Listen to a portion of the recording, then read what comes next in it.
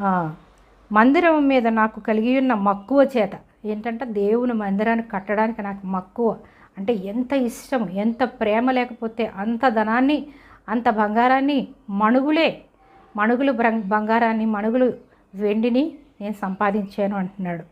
నేను మక్కువ చేత దేవుని మందిరము, నా దేవుని మందిరం అంటున్నాడు.